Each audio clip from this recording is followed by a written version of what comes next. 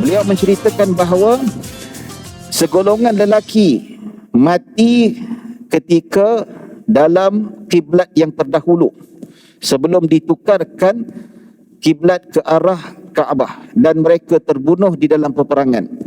Maka kami tidak tahu apa yang dikatakan ke atas mereka, iaitu tidak tahu tentang kedudukan pahala mereka, salat mereka.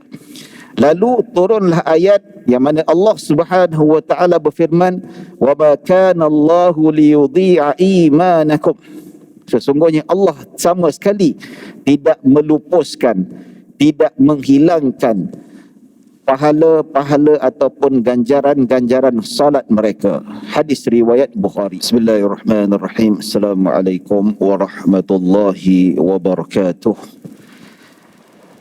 إن الحمد لله نحمده ونستعينه ونستهديه ونستغفره ونعوذ بالله من شرور أنفسنا ومن سيئات أعمالنا من يهده الله فلا مضل له ومن يضلل فلا هادي له أشهد أن لا إله إلا الله وحده لا شريك له وأشهد أن سيدنا محمدا عبده ورسوله اللهم صل وسلم وزد وبارك على سيدنا محمد عبدك ورسولك النبي الأمي وعلى آله وصحبه أجمعين سبحانك لا علم لنا إلا ما علمتنا إنك أنت العليم الحكيم رب اشرح لي صدري ويسر لي أمري واحلل عقدة من لساني يفقه قولي أما بعد. Alhamdulillah, alhamdulillah, syukur pada Allah Subhanahu wa taala atas nikmat dan limpahan kurniaan daripada Allah Subhanahu wa taala. Dengan izinnya kita diberi pilihan oleh Allah Subhanahu wa taala dan kita terpilih untuk kita berada di rumah Allah Subhanahu wa taala pada malam ini. Bersyukur atas pilihan ini, mudah-mudahan kita terus dipilih oleh Allah Subhanahu wa taala agar iman kita tidak luntur, supaya iman kita terus meningkat dengan amal-amal saleh yang mana insya-Allah dengan berkat amal ibadah yang kita lakukan ataupun apa yang kita laksanakan dengan ketulusan hati, ini akan mendatangkan rahmat Allah Subhanahu wa taala. Ya mana tuan-tuan dan puan-puan, dengan amal soleh inilah yang menjamin bahawa iman kita sentiasa di-refresh. Iman kita sentiasa akan disegarkan, kalau lesu tu disegarkan. Jadi insya-Allah kalau kita nak ketetapan, kita perlu ada kesungguhan. Begitu juga yang disebutkan pada hadis yang lalu, pada pengajian hadis yang mana Nabi SAW sebut fasaddidu wa qaribu. Ini pengajian hadis yang lalu, Nabi kata wasaddidu ini maksudnya ibadah dengan sebaik mungkin. Ibadah bukan sambil lewa, tapi ibadah sebaik mungkin. Kita salat tadi maghrib dengan rukun kita penuhi, bukan sekadar syarat kita penuhi, bukan rukun saja kita penuhi, tetapi dalamannya, khusyuknya macam mana, sifat solat Nabi SAW, penghayatan, keikhlasan. Nabi kata buat semampu mungkin. Luaran insya-Allah kita boleh jaga. Luaran tentang khusyuk tu kita jaga betul-betul, tak bergerak sana, tak bergerak sini. Nabi pernah tegur sahabat Nabi yang tengah semayang, mata dia tengok sana tengok sini, tak khusyuk lah. Dan ada Nabi SAW tegur sahabat yang mana dia punya tangan tu duk bergerak-gerak. Nabi kata macam ekor unta. Tapi selepas tu sahabat tak ada lagi lah pergi semayang, dia gerak sana bergerak sini. Kita tang tu okey, tak ada masalah, tapi khusyuk dalam hati ni, dalaman ni, dia problem sikit lah. Tapi Nabi kata kalau tak boleh 100%, semampu mungkin. Wa qaribu, bersederhana. Bersederhana. Maksudnya bersederhana ni kita beribadah kemampuan kita. Yang penting istiqamah. Walaupun sedikit, tetapi istiqamah berpanjangan. Walaupun kita ni tak bangun malam, walaupun kita ni tak 24 jam berzikir, ataupun kita ni tak banyak sembahyang, tapi berjemaah 5 waktu kita jaga. Yang lain tu kita banyak rehat, banyak duduk, banyak baca buku ke, banyak tengok TV ke, tapi yang ni kita jaga betul-betul. Pun jadilah Nabi SAW pesan kepada kita. Jadi isu yang mana ada istiqamah ini tuan-tuan, dia akan menjaga iman kita. Iman kita akan jadi baik. Iman kita akan sentiasa maintain. Bila maintain tu, dia akan meningkat demi tingkatan. Bila iman kita meningkat, maka ibadah kita meningkat. Dia berjalan sejajar.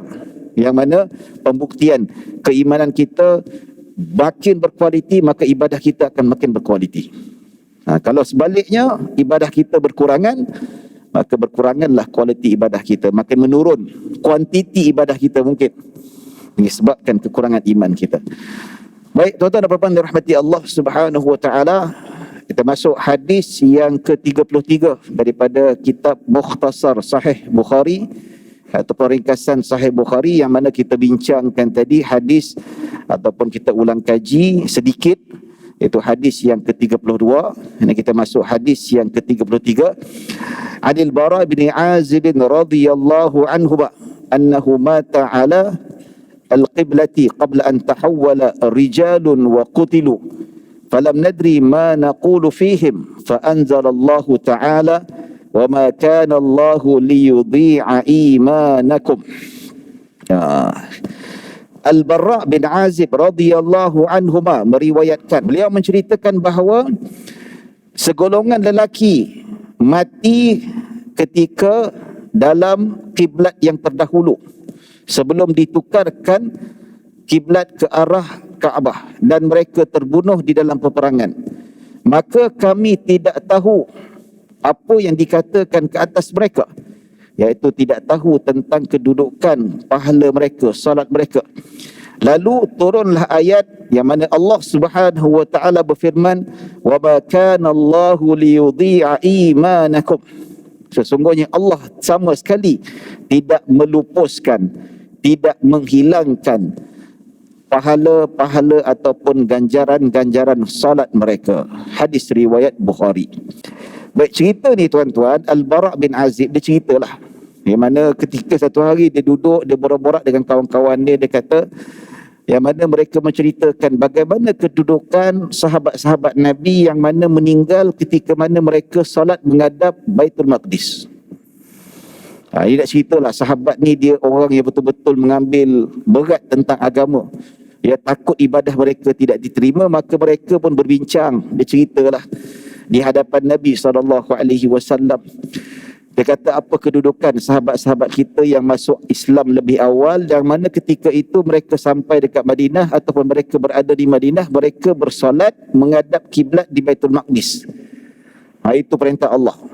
Yang mana sejarah ibadah kita ni tuan-tuan, sebelum kita betul-betul secara konsisten menghadap ke arah kiblat Kaabah, memang mula-mula Islam selama 13 tahun dekat Mekah, dengan jumlah umat Islam yang tak ramai itu, mereka salat menghadap Kaabah.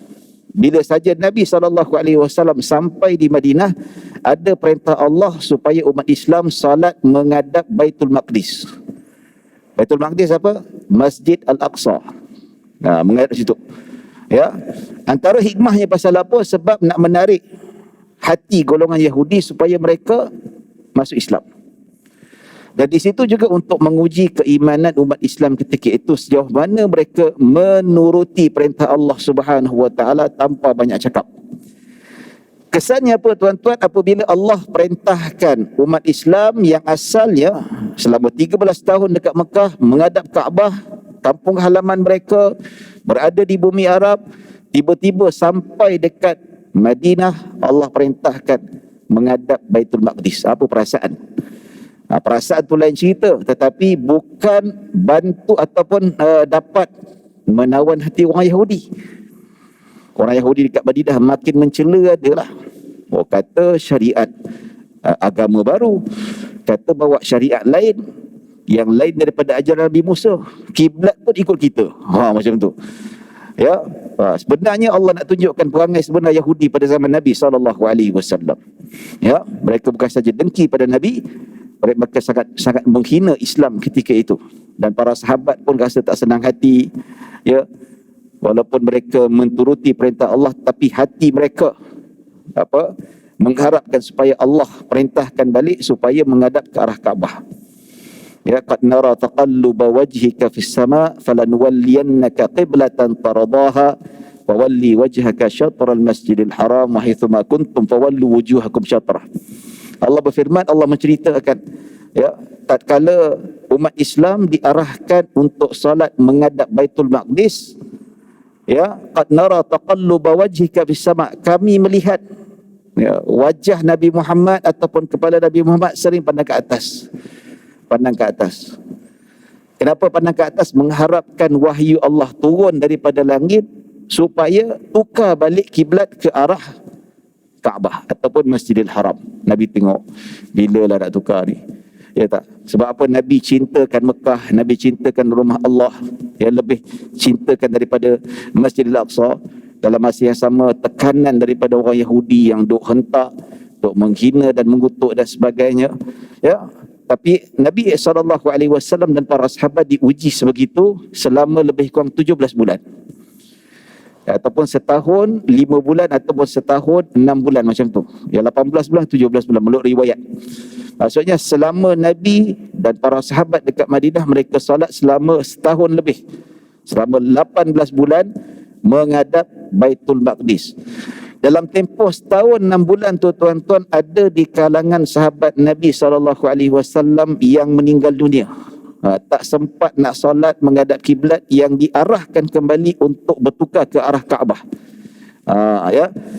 Jadi Al-Bara' bin Azib dia tertanya-tanya, dan beberapa orang sahabat lain tertanya-tanya, macam mana kedudukan sahabat Nabi yang meninggal dunia? Yang meninggal dunia ketika peperangan Badar, ketika mana meninggal disebabkan sakit, ya, sebelum ditukarkan kembali kiblat ke arah Kaabah, adakah solat mereka diterima oleh Allah?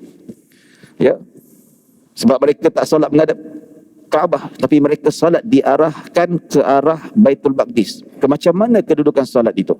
Maka persoalan ini tak lama selepas itu turun ayat daripada Allah. Allah turun wahyu yang mana daripada surah Al-Baqarah, yang mana Allah Subhanahu wa taala menyatakan, wa ma kana Allahu liyudhi'a imanakum. Sesungguhnya Allah Subhanahu wa taala tidak meluputkan pahala-pahala salat kamu, yang mana ketika mana kamu salat menghadap Baitul Maqdis dahulu. Maksudnya Allah nak menjawab persoalan dan pertanyaan para sahabat. Dulu mereka salat menghadap Baitul Maqdis diterima oleh Allah, walaupun mereka meninggal dunia sebelum sempat ditukar balik dekat Kaabah. Nampak tu? Tidak sedikit pun Allah meninggal. La yudhi'i imanakum. Maksudnya Allah tak hilangkan ataupun Allah tidak lupuskan sedikit pun amalan-amalan mereka. Nampak tu? Ya.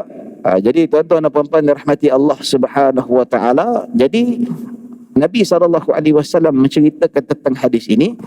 Pertama, walaupun amalan-amalan terdahulu sudah dimansuhkan, ditukar kepada amalan baru oleh Allah Subhanahu wa taala, oleh Nabi SAW melalui wahyu, namun syariat yang lama tetap diterima oleh Allah Subhanahu wa taala.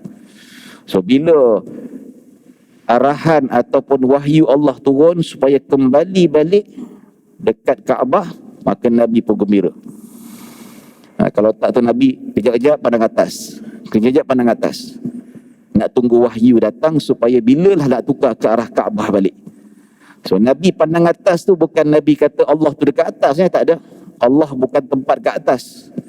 Allah tidak bertempat. Allah tidak duduk macam kita ni. Allah tak perlu singgah sana. Allah tidak bertempat. Allah tidak sama dengan makhluk. Ya. Tapi atas apa? Tempat wahyu disimpan. Al-Quran disimpan.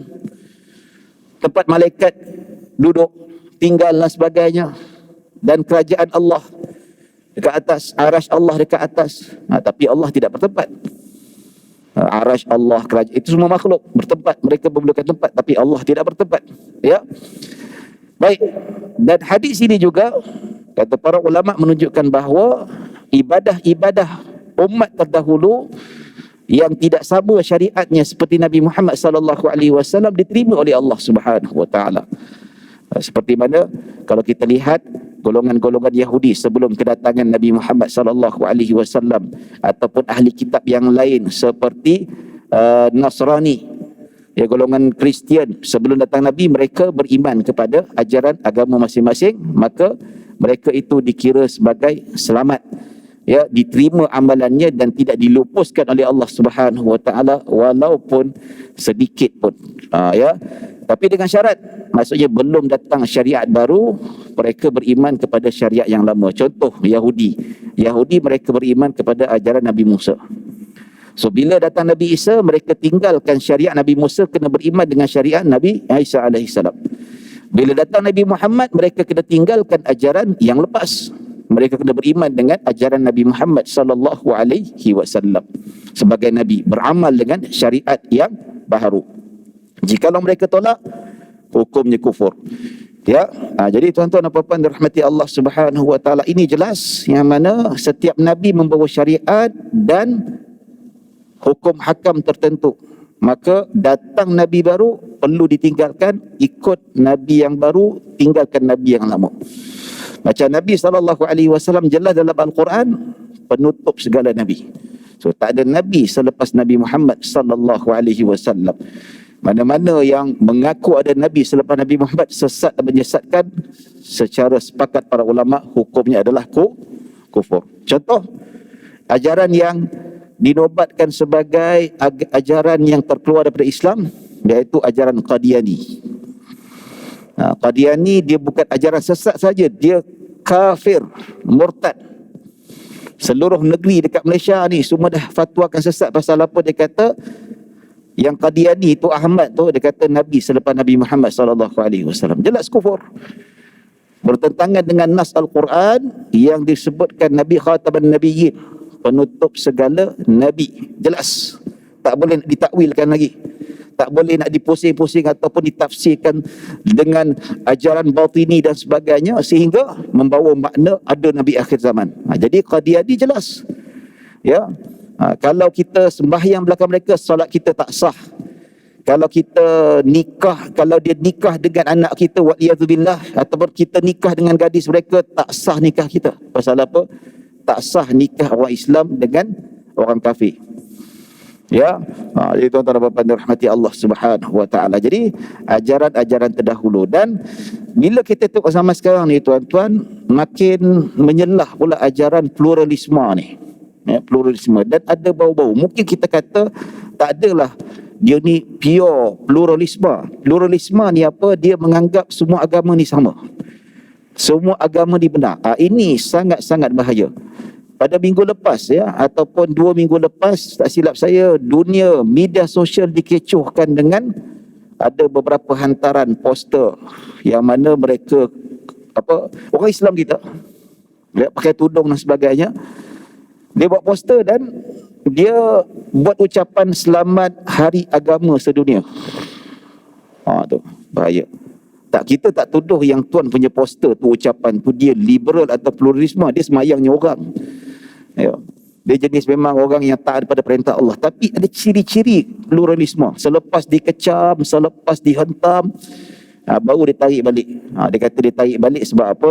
Poster ataupun ucapan yang berkaitan dengan hari seagama dunia ini menimbulkan kontroversi, diturunkan. Tapi yang paling malangnya, yang paling mengecewakan, sikit pun tak ada minta maaf, sikit pun tak nampak ada kekesalan. Ya, tuan-tuan dan puan-puan rahmati Allah Subhanahu wa taala. Jadi pluralisme ni ialah salah satu gerakan liberalisme. Sama juga. Liberalisme dengan pluralisme satu benda yang hampir sama. Liberalisme mereka mentafsirkan Al-Quran, mentafsirkan agama, membawa agama itu ikut tafsiran mereka sendiri, tak ikut disiplin ulama ahli sunnah wal jamaah.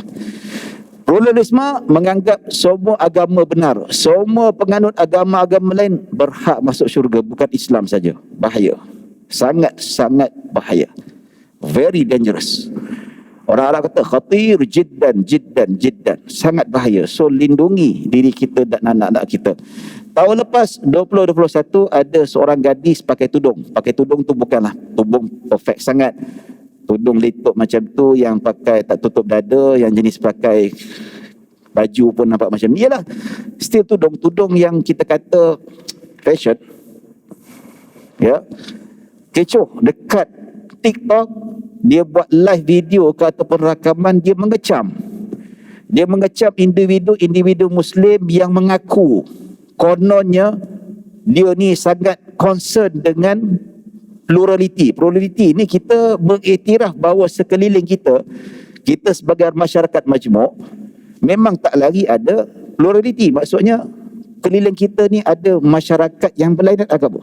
Kita memperakui dan mengiktiraf kewujudan agama lain dan penganutnya. Dan sebagai kerajaan Islam ataupun kerajaan yang Islam adalah agama persekutuan, mereka diberi hak untuk bina kuil, gereja, untuk beramalkan agama mereka, itu diberi hak. Walaupun Islam adalah agama persekutuan, ada keistimewaan yang tinggi, lebih tinggi daripada agama-agama yang lain. Ya, tapi cukup sekadar tu. Dan dalam masa yang sama kita mengiktiraf kewujudan agama lain dan kita tak mengiktiraf kebenaran mereka. Kita orang Islam mengiktiraf agama lain wujud dan diberi hak mereka, tetapi jangan sampai kita mengiktiraf bahawa agama itu pun benar juga. Tak boleh. Jadi adalah orang perempuan ni, gadis, saya rasa 20-an tak sampai 30-an. Ya, dia influencer jugalah. Maksudnya terkenal dekat TikTok, Instagram dan sebagainya. Dia buat satu video, dia kata dia kecam umat Islam yang mengaku konon hanya agama mereka saja betul. Ya, dia bukan kacukan ke ataupun mualaf ke tadi, dia pure Melayu. Tengok nama Islam. Keluarlah kritikan dia, ada netizen yang kritik, ada netizen yang hina dan sebagainya. Bayangkan, dah ada macam tu dah. Ya. Melayu, Islam. Cakap Melayu, fasih. Cakap dengan logat kita lah, bukan logat orang Cina cakap Melayu ataupun Mak Saleh cakap slang Melayu, tak ada. Melayu kita.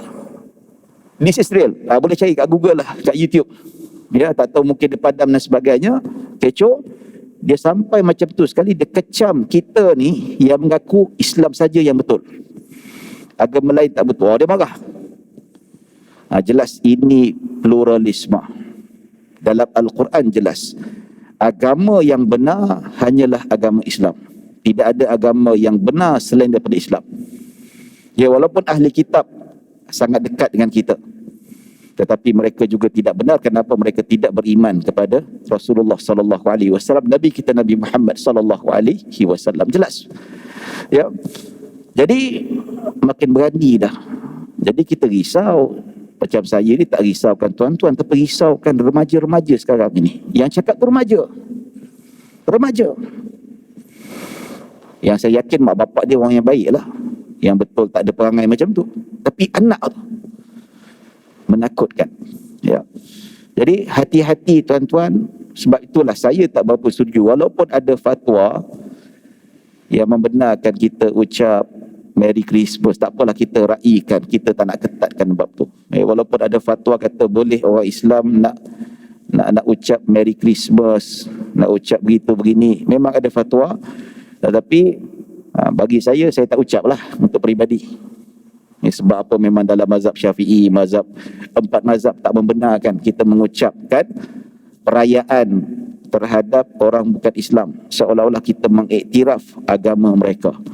Ya, tapi ada ulama-ulama moden dia kata dengan niat tidak mengiktiraf agama tetapi untuk kesatuan majmuk dan sebagainya. Memang ada membenarkan. Tak apalah, ya. Bagi saya pendapat tu sesuailah kalau dah diamalkan. Contoh macam golongan mu'allaf dia masuk Islam, jumpa saudara Kristian dia, jumpa keluarga yang masih Hindu nak ucap Difabali. Itu bolehlah. Macam kita tak ada kaitan, buat apa nak ucap. Ya. Lepas tu atas dasar ada fatwa mengatakan boleh sebut ataupun ucap Merry Christmas. Ada pula dikata kalau macam tu bolehlah kita sebut Selamat Hari Agama Sedunia. Macam tu. Dia gunakan hujah tu. Ya. Kenapa kita nak terhegeh-hegeh sampai nak mengiktiraf ataupun bagi kedudukan istimewa? Kita menghormati tolerasi dengan penganut agama lain, cukup kita bagi hak pada mereka, itu saja. Tak perlu nak membenarkan mereka. Dah kira baik dah macam tu, tidak dizalimi. Ada kuil-kuil, ada juga tempat ibadah yang dibeda tanah haram, kerajaan tak buat apa-apa. Terlebih ataupun terlajak toleransi namanya. Ya. Dan biasanya tuan-tuan, bila isu toleransi, bila isu pluralisme ini, golongan liberal paling ke depan sekali berhujah mempertahankan ideologi ini dan mengecam yang tidak mengiktiraf agama lain. Antaranya hujahnya, mereka membawa ayat Al-Quran. Satu ayat Al-Quran, firman Allah Subhanahu wa taala di dalam Al-Quran, innal ladzina amanu wal ladzina hadu wan nasara was sabiina man amana minhum billahi wal yaumil akhir wa amila salihan falahum ajruhum 'inda rabbihim wala khaufun 'alaihim wala hum yahzanun. Nampak? Ya, kita tengok betapa liciknya golongan liberal nak menghalalkan pluralisme. Mereka berhujahkan ayat suci Al-Quran, sedangkan pemahaman mereka batil, sesat dan menyesatkan. Baik, maksud firman Allah itu innal ladzina amanu, sesungguhnya orang-orang yang beriman, wal ladzina hadu, orang-orang Yahudi, wan nasara, orang-orang Nasrani, wasabiin, golongan sabiin. Golongan sabiin ini khilaf besar ataupun ulama berselisih pendapat tentang makna sabiin itu. Ada kata mereka penyembah bintang dan mereka tidak ada rasul yang datang berdakwah kepada mereka. Ada kata berpindah agama ke agama yang lain. Ada berpuluh-puluh pandangan tuan-tuan. Ya. Tapi saya lebih cenderung mengatakan bahawa sabiin ini golongan ahli fatrah, yang mana mereka tak ada rasul. Yang mana mereka hidup tidak ada diutuskan rasul ke atas mereka. Jadi mereka ini walaupun tidak betul-betul beriman pada Allah, tapi dimaafkan. Ya. Jadi innal ladzina amanu wal ladzina hadu wan nasara was sabiina man amana minhum billahi wal yaumil akhir, dan yang mana di kalangan mereka yang beriman kepada Allah, iaitu orang yang beriman, orang Yahudi, Nasrani, orang sabiin yang beriman, wal yaumil akhir, beriman pada Allah dan hari akhirat, falahum ajruhum 'inda rabbihim wala khaufun 'alaihim yahzanun, yang mana dekat akhirat nanti mereka mendapat ganjaran yang besar. Falau ajra wala khaufun 'alaihim wala hum yahzanun, dan pada hari akhirat nanti mereka tidak ada ketakutan, tidak ada kerisauan, dan mereka tidak akan sedih. Nampak? Ayat tu cerita orang beriman, orang Yahudi, orang Nasrani, orang sabiin ni yang beriman pada Allah dan hari akhirat, mereka itu selamat dekat akhirat, dapat ganjaran besar, dan mereka tidak akan bersedih-sedihan dan mereka tidak akan takut. So orang liberal dia kata, tengok Allah sebut Yahudi, Nasrani dengan orang beriman, dekat akhirat nanti mereka selamat, tak ada ketakutan dan tidak ada kesedihan. Selamat. Macam tu sekali. Jadi kita yang tak membaca, kita tak faham metodologi tafsir, kita ya betul juga Sebab tu nak tafsir Al-Quran tak boleh ikut cara Quranis. Quranis dia baca Al-Quran, dia tafsir ikut kepala mak bapak dia. Macam Al-Quran ikut atuk dia. Ya, sedangkan Al-Quran ni dia ada metodologi, dia ada sistem, ada manhaj, ada usul cara nak faham dia. Bukan macam tu saja. Antaranya kena tengok sebab turun ayat. Apakah sebab turun ayat? Kenapa Nabi SAW, kenapa Allah turunkan ayat ini? Ada sebab dia. Itu jelas. Dan sebab turun ayat ni tak boleh nak dinafikan. Ada sebab-sebab dia yang mana kalau kita tengok pengalaman kita yang bertemu dengan golongan-golongan liberal ni, ada di antara mereka, kalau ikut kecenderungan mereka, mereka akan gunakan sebab turun ayat untuk berhujah, untuk menguatkan tafsir mereka. Terutama kalau hak isteri, hak wanita, digunakan ayat Al-Quran betul-betul. Cerita nafkah perempuan digunakan betul-betul, dia siap berhujah dengan sebab turun ayat. Tapi kalau asbabun nuzul tak membela mereka, berlawanan dengan ideologi mereka, mereka tolak mentah-mentah.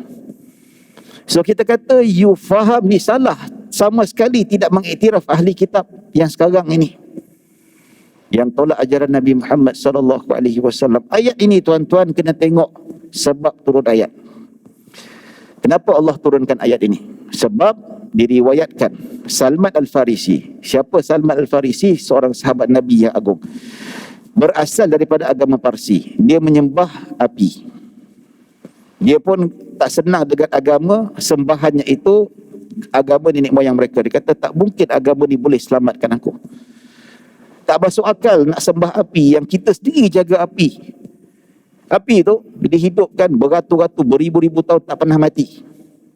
Ya. Dikatakan, riwayat tak pasti lagi, dalam kitab-kitab sirah mengatakan bahawa cuma pernah mati sekali ketika Nabi dilahirkan. Tapi bukan hadis sahih lah, riwayat sirah.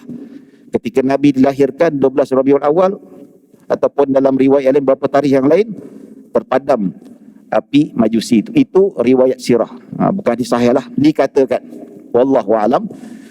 Jadi dia pergi dekat Palestin. Dia pergi kat Palestin, dia jumpa agama lebih baik daripada agama Majusi, iaitu dia masuk agama Kristian. So dia banyaklah belajar tentang Injil. Dalam kitab Injil tu dia jumpa tentang sifat-sifat Nabi Muhammad disebutkan dalam kitab Injil secara terang-terangan. Tanda kenabian kat bahu Nabi SAW, bahagian belakang dekat dengan tengkuk. Nabi tak makan sedekah, Nabi terima hadiah. Ya, ada beberapa sifat. Tiba-tiba dia dengar ada orang Arab datang berniaga dekat Palestin, dekat Syam ketika itu. Dia dengar dekat Mekah ada, dekat Madinah, masa tu Nabi dah berhijrah kat Madinah. Dia kata aku dengar dekat Madinah ni ada orang macam ni, namanya Muhammad, dia sebarkan agama baru. Oh, dia macam ni, tinggi macam ni, kulit putih, wajah tampan dan sebagainya. Oh, dia kata sebiji macam Injil ni. Dia pun pergilah dekat Madinah. Dia jumpa Nabi, dia test Nabi. Nak tengok, dia tengok 3 jenis tanda-tanda. Pertama, dia pergi kat belakang Nabi SAW, dia nak tengok tanda kenabian Nabi.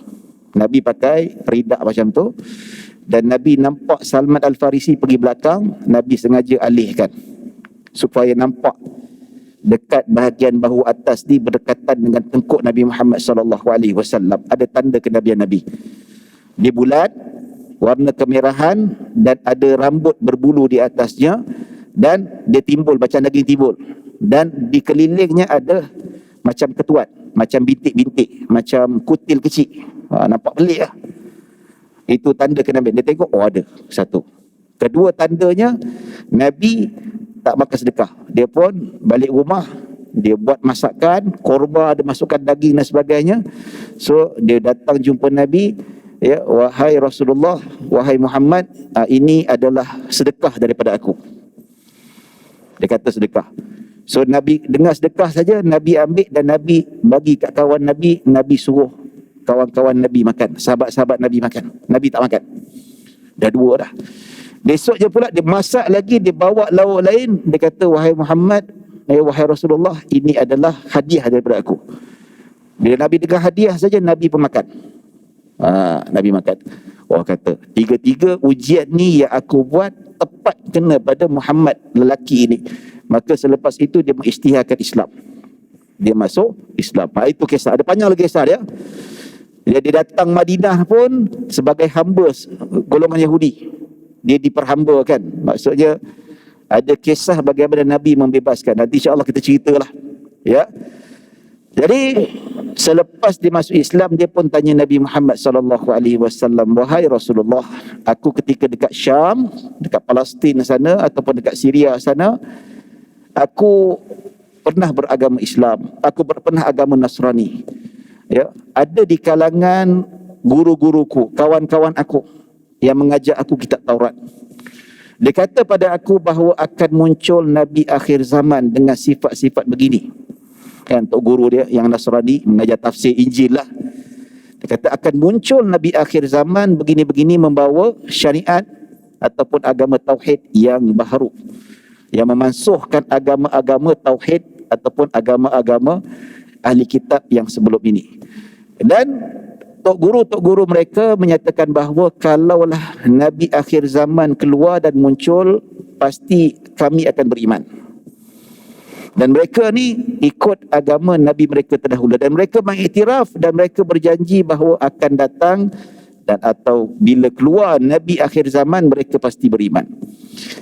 Ya, maka selepas itu dia tanya Nabi SAW, wahai Rasulullah, apakah kedudukan tok guru aku yang beragama Kristian, ya, yang mati tak sempat bertemu dengan engkau? Mereka mati dulu. Kalau dijumpa engkau, pasti mereka akan beriman dengan engkau. Maka Nabi SAW menjawab, ya Salman, hum ahlun nar. Wahai Salman, sesungguhnya mereka itu adalah ahli neraka. Nabi jawab. So Salman pun sedih, kawan baik dia, tok guru dia yang banyak mengajar dia, yang menolong dia daripada Farsi pergi dekat Syam dan sebagainya. Sedihlah dia. Tak lama selepas itu turun ayat Al-Quran, seolah-olah Allah nak membetulkan fakta yang dikeluarkan oleh Rasulullah SAW. Maksudnya Nabi tersilap ijtihad. Nabi tersilap tetapi dibetulkan oleh Allah Subhanahu wa taala. Ayat inilah yang disebutkan maksumnya Nabi. Nabi maksum, Nabi tersilap, Allah tegur melalui wahyu. Ini nak menunjukkan bahawa Nabi adalah Nabi, betul-betul Nabi. Nabi bukan cipta Al-Quran. Kalau Nabi cipta Al-Quran, Nabi mengaku Tuhan dan sebagainya. Tapi Nabi menceritakan bahawa Nabi silap keluar fakta, silap ijtihad. Allah tegur Nabi SAW. Seolah-olah Allah kata, wahai Muhammad, sesungguhnya orang yang beriman dalam kalangan Yahudi dan Nasrani dan Sabi'in yang tak sempat bertemu dengan engkau, yang mana kalau engkau timbul ataupun diutuskan, pasti mereka akan beriman dengan engkau wahai Muhammad. Sesungguhnya mereka itu adalah selamat dekat akhirat, tidak ada ketakutan dan tidak ada kesedihan di alam akhirat nanti, dan mereka mendapat ganjaran besar. Yang dimaksudkan ayat tu, yang golongan liberal menunjukkan bahawa pluralisme ini adalah meleset sama sekali. Ayat itu tak ada kena-mengena. Tak ada kena-mengena. Ayat ini cerita tentang ahli kitab sebelum perutusan Nabi Muhammad SAW. Yahudi, yang mana mereka jumpa Nabi Isa, mereka masuk agama ataupun mereka bersyariat dengan Nabi Isa AS. Ya, dan mereka masuk agama Nabi Isa alaihissalam. Kalau bertemu sempat dengan Nabi Muhammad, mereka akan beramal dengan syariat Nabi Muhammad. Itu dimaksudkan. So jadi semacam ni memang selamat. Memang selamat dan mereka dijamin syurga oleh Allah. Bukan golongan Yahudi zaman sekarang ataupun selepas Nabi diutuskan. Tak kena sama sekali. Bagaimana boleh dengan ayat-ayat Al-Quran yang disebutkan oleh Allah Subhanahu wa taala, innal ladzina kafaru min ahlil kitabi wal musyrikina fi nari jahannam khalidina fiha, ya ulaika hum syarrul bariyah. Dalam Al-Quran surah Al-Bayyinah, di mana Allah Subhanahu wa taala berfirman, sesungguhnya orang yang kafir dalam kalangan orang musyrikin, orang kafir, yang mana mereka itu adalah ahli neraka. Nampak? Allah sebut ahli kitab dan orang musyrikin yang kufur kepada Allah Subhanahu wa taala, mereka adalah ahli neraka. Nampak? Nak letak mana ayat ni? Nak berbincang ayat tu saja. Ayat tu cerita tentang ahli kitab sebelum kedatangan Nabi, sebelum perutusan Nabi. Tapi ayat yang disebutkan banyak sekali dalam Al-Quran menceritakan tentang kesesatan Nasrani dan Yahudi yang menolak agama Nabi Muhammad SAW. Jelas. So hati-hati dengan golongan pluralisme, hati-hati dengan anak kita. Kita kena cek akidah anak kita. Kita kena test, tuan-tuan. Duduk borak-borak, tanya anak kita, apa pandangan awak tentang agama lain. Sekarang ni dia menerobos masuk ni dengan cara yang halus. Kadang-kadang kita tak sedar. Ya. Bila kita tengok buat survey ni, tuan-tuan, ada kes ataupun ada satu isu yang baru-baru ini, tahun lepas kita dikejutkan dengan banjir yang sangat besar. Yang tuan-tuan tahu bagaimana isu ataupun kes orang Islam ataupun pemuda-pemuda mahasiswa daripada Universiti Islam Antarabangsa, dia tolong bantu membersihkan kuil Hindu. Tu pun isu juga. Maka keluarlah fatwa, termasuklah pejabat mufti wilayah Persekutuan mengeluarkan artikel, tak boleh. Benda tu tak boleh. Maksudnya kita bekerjasama dalam urusan ataupun kita mengiktiraf benda tu benar, ataupun kita memudahkan urusan dia untuk mensyirikkan Allah Subhanahu Wa Taala. Tempat yang syirik, tempat yang mensyirikkan Allah, kita duk pergi bersih. Macam tu. Ya. Ini difatwakan Ustaz Azhar Idrus, ketika ditanya dia pun jawab benda yang sama, dia kena kecam teruk-teruk habis-habisan. Yang kecam tu kalau orang India yang beragama non-Muslim, orang Cina yang non-Muslim, itu kita tahulah kan. Tapi yang kecam orang kita juga, orang kita dalam hal ni. Lepas tu dia berhujah dengan mazhab Hanafi. Mazhab Hanafi salah anggap pula tu, salah faham pula tu tentang mazhab Hanafi. Mazhab Hanafi, tuan-tuan, dia membenarkan bukan voluntary datang nak bersihkan rumah tu. Bukalah mana-mana kitab fiqh mazhab Hanafi yang mutaakhirin, yang muktamad. Mereka menyatakan apa? Orang yang bekerja bertukang, orang yang pasang paip, orang yang pasang elektrik, ya, berpendapat mereka boleh ambil upah untuk membaiki ataupun untuk bertukang dekat rumah-rumah ibadat bukan Islam. Maksudnya ambil upah. Pasal apa? Sebab menurut mazhab Hanafi, kerja itu adalah halal. Kerja tu yang berkaitan rumah ibadat tu lain cerita. Ya, faham situasi ni? Mazhab Hanafi kata kerja ambil upah. Pasal apa alasannya, hujahnya dia kata sebab kerja tu halal. Pasang elektrik, pasang paip, pasang kapet dan sebagainya. So dia ambil upah tu kerja yang halal. Pasal apa? Pasang kapet, pasang elektrik itu kerja halal. Bukan mencuri, bukan buat benda yang berkaitan dengan haram sebagainya. Itu pendapat mazhab Hanafi. Manakala mazhab jumhur, termasuk mazhab kita, mazhab Syafi'i, ambil upah pun tak boleh. Ya.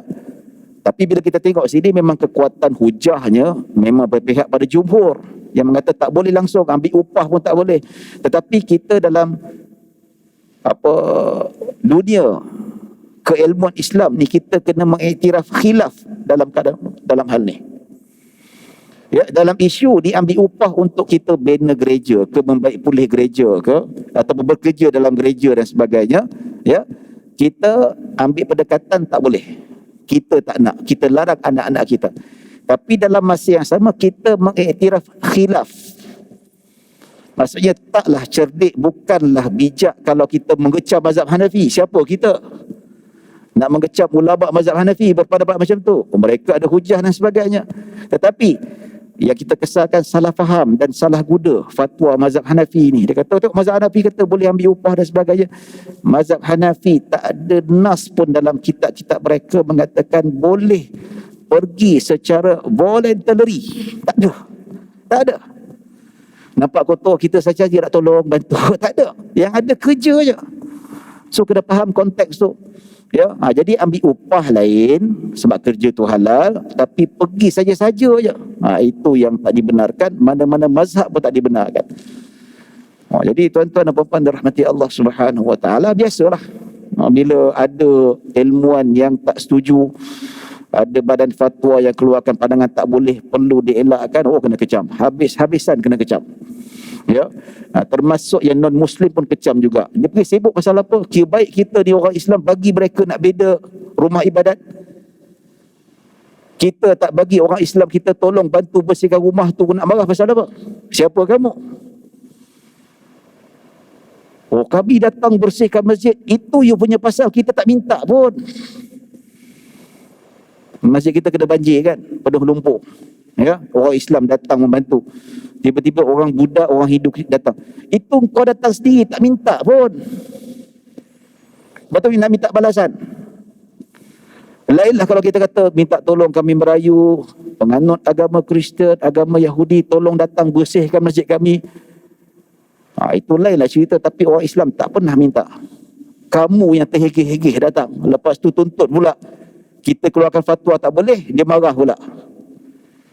Jadi benda macam ni kadang-kadang dia makin berani lah tuan-tuan. Kita jangan takut. Ya, kita kena sokong benda-benda ni semua. Kita kena bagi kekuatan, dan bila lagi kalau benda ni tak dikekang ataupun kita tak jelaskan dengan betul, sampai bila tu tidak akan faham yang sebenar. Ya, baik, azan dah azan ya. Oh, lagi 2 minit. Oh, saya punya dah cepat ni. Ya. Jadi tuan-tuan dan puan-puan rahmati Allah Subhanahu wa taala.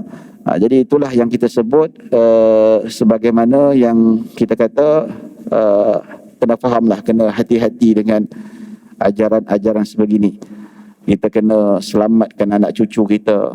Kita kena fahamkan dan kita kena test tuan-tuan. Macam saya suka test lah anak-anak saya. Tengok pandangan dia, kita korek dia. Macam ya. Macam ya, kadang-kadang dia orang ni dia terdedah dengan internet. Macam anak saya ya. Borak dengan dia kata, pernah dia persoalkan, kita dekat negara Malaysia ni kenapa mesti pemimpin Islam? Oh, nampak tak? Budak zaman sekarang ni. Ya. Dia kata, kenapa kat Malaysia di Prime Minister mesti Islam? Tak boleh ke non-Muslim jadi Prime Minister? Oh, dia sekolah, dia campur dengan pelbagai bangsa, dia baik dengan pelbagai bangsa dan atas sikap tak suka resis. Ni, ya, dia tak suka resis, tak suka memperbezakan kaum dan sebagainya. Kita setuju, semua kita setuju. Resis dia tak bagus. Ya. Lepas tu kita nak diskriminasi kaum, memang kita tak setuju. Tapi sampai penanaman ideologi tu, sampai ada orang kita duk fikir, kenapa mesti nak kena ada ketua negara mesti Islam? Why not kita tak boleh bagi orang Cina sekali-sekala jadi Prime Minister? So kita kena terangkan kenapa. Ya. Bukan bermakna kita lantik orang Islam sebagai pemimpin, tak boleh beri benar kepada orang lain, bukan bermakna kita resis, tidak. Tapi dari segi sudut akidah, dari sudut agama kita, untuk memastikan kedudukan Islam dekat negara kita macam mana. Bayangkan kalau orang bukan Islam jadi pemimpin, ya, jadi manusia yang pegang jawatan tertinggi, apa kedudukan Islam kita? Mungkin tercabar dan sebagainya. Begitu juga pada zaman Nabi SAW, zaman Khulafa Rashidin, hak golongan bukan Islam diberi hak dengan sebaik mungkin. Tetapi untuk bab kepimpinan, pengurusan tertinggi sama sekali tidak dibenarkan. Ini semua berkaitan dengan kedudukan Islam. Al-Islam ya'lu wa la yu'la alaih. Islam sentiasa tinggi, lebih tinggi daripada segala-galanya, dan tidak ada yang lebih tinggi daripada Islam. So kepimpinan sangat penting tuan-tuan. Kepimpinanlah yang menentukan arah tuju kedudukan Islam, akidah umat Islam, hak-hak orang Islam. Ya, baik. Sudah azan, kita bagi laluan azan dahulu sebelum kita sambung sedikit insya-Allah. Tuan-tuan dan puan-puan dirahmati Allah Subhanahu wa taala. Begitulah kita sebut tentang, ialah dia toleransi ni kita kena faham betul-betul. Toleransi ada hadnya. Jangan berlebih-lebih. Jangan sampai kita nak ke arah pluralisme tu. Walaupun tak ada, saya tak adalah kata macam tu, tapi kita bagi sikit, lama jadi bukit. Kita buat macam ni, lama-lama dia nak. Kita buat macam ni, macam nak. Dia nak. Kita bagi seperti mana yang Rasulullah SAW bagi hak kepada mereka. Cukup. Ya. Tak perlulah kita ada sekarang ni budak-budak, ya, ada terutama lah ini budaya yang tak berapa bagus lah, budaya K-pop ni. Bukan K-pop lah, artis Malaysia ke sokong barat dan sebagainya. Pentaksub ni, dia kata penyanyi ataupun pelakon Korea ni bila meninggal dunia tu, dia punya peminat-peminat tu duk komen tu RIP, rest in peace. Nampak tak? Semoga tenang dekat sana. Ucapan-ucapan tu kan kes pelakon-pelakon Korea ni yang bunuh diri. Sebab apa? Dunia selebriti dekat Korea ni ada banyak kisah hitam dia. Saya dengar lah, tak pernah dengar pun. Ya. Tapi dia berjaya membina penyokong yang taksub. Anak-anak muda kita ni, orang Islam, bila kematian mana-mana artis pelakon ataupun penyanyi ni, tuan-tuan tengoklah komen-komen itu. Kita pernah buat kajian, kita pernah tengok dia kata rest in peace lah, semoga tenang engkau di sana, berehatlah di sana. Apa benda cerita ni? Kalau rest in peace, tenang di sana, macam seolah-olah kita kata dia tu masuk syurga, dia tu berada di dalam keadaan yang benar. Ini unsur-unsur pluralisme tuan-tuan. Takut pada anak-anak kita ni, kena pantau balik, kita kena tengok. Allahu Akbar. Ya, bukan kita kata anak kita baik, anak kita pun kita risau. Anak kita pun tengok internet, terdedah dengan macam-macam. Kita pun bertawakal pada Allah Subhanahu Wa Taala. Makin besar makin pening kepala. Dan ini sangat-sangat bertentangan dengan Islam, walaupun niat itu tak adalah sejauh macam tu sekali, tapi you ucap macam tu dah ada unsur-unsur pluralisme. Lama kelamaan dia boleh mengkikis iman dan ke arah tu. Berapa ramai yang dulu imannya bagus, Islamnya bagus, jadi free thinker, jadi liberalisme. Pasal apa? Terpengaruh dengan keliling tanpa ada kawalan yang mengekang unsur-unsur negatif seperti ini. Tuan-tuan, kita ingatkan pada anak kita. Saya sering kepada anak-anak saya sering ingatkan anak saya bahawa tidak ada agama yang benar kecuali agama Islam. Inna ad-dina 'indallahi al-Islam. Allah Subhanahu Wa Taala, sesungguhnya ya, agama yang benar-benar diterima di sisi Allah Subhanahu Wa Taala al-Islam, Allah sebut. Dan Allah sebut, wa may yabtaghi ghairal islami dinan falan yuqbala minhu wa huwa fil akhirati minal khasirin. Nampak? Itu jelas sekali tuan-tuan. Tak adalah kita nak mengiktiraf dia tu syurga lah, sedangkan jelas dia kufur dan mensyirikkan Allah Subhanahu Wa Taala. Janganlah nak gada-gada macam tu sekali. Cakap dengan anak-anak kita ni. Ya, dalam masa yang sama kita menghormati. Kita bagi hak mereka. Kita hormati, kita tak paksa dia masuk Islam. Nak sembah-sembah lah, lantak engkau lah. Ya, nak cucuk sana ke, nak pecahkan tu ke, nak ni ke, nak pakailah. Dia nak masuk parlimen ke, ada putih ke, ada apa ke, kita nak pakai serban ke, lantaklah. Yang Kristian nak pakai cross ke, masuk ke dalam mana-mana ke kan, itu terserah pada dia. Kita bagi. Dan kita pun tak ada sampai nak menghina. Itu jangan. Ni ada kadang-kadang kita duk marah dengan agama lain, kita menghinanya, sedangkan ada larangan Allah Subhanahu Wa Taala. Allah sendiri larang. Dalam Al-Quran Allah Subhanahu Wa Taala sebut, wala tasubbul ladzina yad'una min dunillahi. Allah Subhanahu Wa Taala sebut, jangan kamu hina orang yang menyembah selain daripada Allah Subhanahu Wa Taala. Maksud jangan hina agama orang lain. Tapi kadang-kadang orang Melayu kita ni semangat punya bagus, dia kutuk agama lain. Ini semua kita dapat tahu, kita tengok zaman sekarang mudah kita nak buat survey tuan-tuan ya. Saya cerita ni maklumat macam mana komen-komen ni semua, bagaimana reaksi remaja kita, macam mana kita boleh tahu orang kita kutuk agama lain. Komen-komen Facebook lah tuan-tuan. Komen-komen yang ada sebahagian netizen yang tak ada ilmu, semangat lebih sangat, terlajak semangat, duk kutuk agama lain. Ini tak boleh. Tak bagus. Fitnah agama lain dan sebagainya. Ya. Dia tengok orang bukan Islam duk kutuk agama kita, kita pun balas kutuk agama lain. Oh, jangan macam tu. Ya. Kalau nampak dia kutuk agama kita, report polis. Dia ada kena tangkap, screenshot, simpan. Bukti, kadang-kadang dia tahu dia terlepas cakap, dia padam. Kita kena simpan bukti biar kena tangkap. Jadi pengajaran pada orang lain, masuk khabar, penghina agama, kutuk agama Islam, kena tangkap. Kita tengok orang kita, orang Melayu kita yang kutuk agama lain, tak bagi hak, tak toleransi, kita tegur dia, marah kat dia. Bukan ini ajaran Islam, Allah sendiri pun tak bagi kita kutuk agama lain. Jadi ada border dia tuan-tuan, ada garisan-garisannya, ada hudud, garisan-garisan yang Allah tetapkan. Ya. Cuma sekarang ni kita suka sangat, kadang-kadang sebahagian kita lah, tak contoh toleransi sangatlah, duk simpati sangat, kadang-kadang sampai kita langgar batas-batasannya ya. Tuan-tuan dan puan-puan dirahmati Allah Subhanahu Wa Taala. Jadi setakat itu saja insya-Allah kita dapat bincangkan pada hari ini. Mudah-mudahan kita mendapat rahmah dan maghfirah. Jadi mohon maaf kalau ada salah silap, kalau ada kekurangan, yang baik hanya daripada Allah Subhanahu Wa Taala. Kekurangan kesilapan datang daripada diri saya sendiri. Aqulu qawli hadza wa astaghfirullahal azim li wa lakum wa lisairil muslimin wal muslimat wal mu'minin wal mu'minat. Bismillahirrahmanirrahim. Allahumma ja'al jam'ana hadza jam'an marhuma wa tafarraqana min ba'di tafarruqan ma'suma.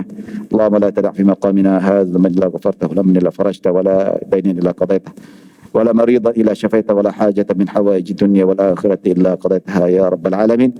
صلى الله على سيدنا محمد وعلى آله وصحبه وسلم. الحمد لله رب العالمين. السلام عليكم ورحمة الله وبركاته.